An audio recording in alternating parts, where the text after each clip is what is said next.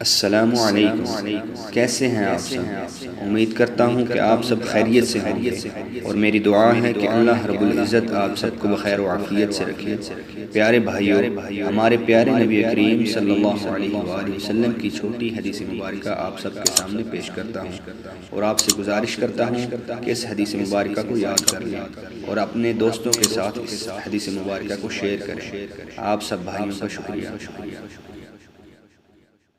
ام المؤمنین ام سلمہ رضی اللہ تعالی عنہ سے روایت ہے کہ نبی اکرم صلی اللہ علیہ وآلہ وسلم نے ارشاد فرمایا کہ جب تم میں سے کسی کو کوئی مصیبت پہنچے تو یہ دعا پڑھے: انا للہ و انا الیہ راجعون، اللہم عندک احتسب مصیبتی فاجرنی فیہا وابدل لی خیرا منہا۔